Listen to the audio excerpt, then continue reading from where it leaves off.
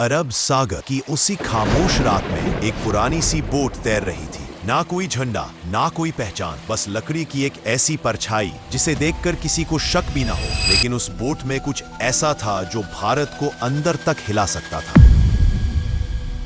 एक ऐसा माल जितना एक देश को तबाह करने के लिए काफी है। और सबसे बड़ा सवाल, ये बोट आई कहां से, इसका मालिक कौन और असल में ये समुद्र किसके लिए काम करता था। आज हम उसी राज में उतरेंगे। इंडिया के सबसे बड़े समुद्री ड्रग बस्ट का वो काला सच जो पुलिस की फाइलों में कम और समंदर की लहरों में ज्यादा लिखा मिलता है। चलिए शुरू करते हैं वो कहानी जो किसी थ्रिलर से नहीं बल्कि हकीकत से पैदा हुई है। सब कुछ शुरू हुआ एक सिग्नल से, एक ऐसा सिग्नल जिसे आम लोग गपशप समझते पर एजेंसियां उसे इशारा मानती है। एनसीबी के इंटरनेशनल डेस्क को खबर मिली कि अफगानिस्तान ईरान ट्रायंगल में एक बहुत बड़ा शिपमेंट तैयार है। शिपमेंट इतना बड़ा कि उसके पहुंचते ही साउथ एशिया का पूरा ड्रग मार्केट हिल सकता है। इंफॉर्मेशन धुंधली थी, धौ निकला है, कार्गो भारी है, डेस्टिनेशन इंडिया नहीं भी हो सकता, बोट डिस्गाइज्ड है। लेकिन इंटेलिजेंस की दुनिया में धुआं भी आग लगता है और रडार ने अरेबियन सी में एक slow moving directionless vessel trace कर लिया।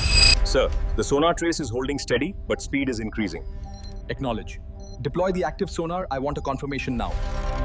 एनसीबी ने नेवी को इन्फॉर्म किया।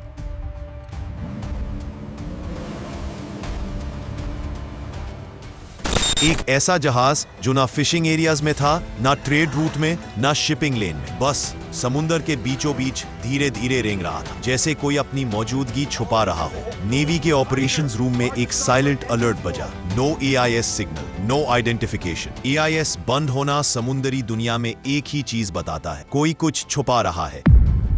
जब समुंदर चुप होता है उस वक्त सबसे ज्यादा खतरा होता है।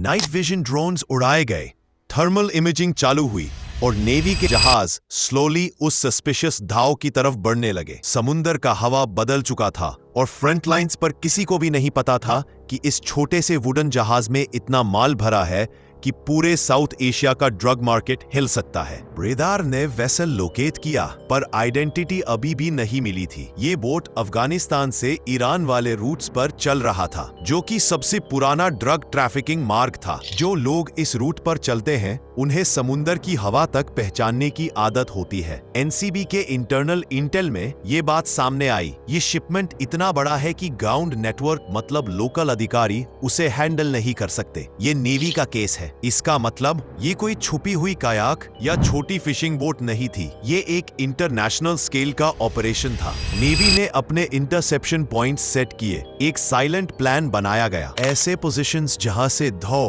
किसी भी दिशा में भागे वो किसी ना किसी इंडियन नेवल यूनिट के निशाने में आए। ओशन का एक हिस्सा असल में इनविजिबल प्रिजन बन चुका था। धाव वाले शायद समझ भी नहीं पाए कि उनके ऊपर नेवी की शैडो मंडरा रही है। फिर ऑपरेशन ऑफिशियली शुरू हो चुका था।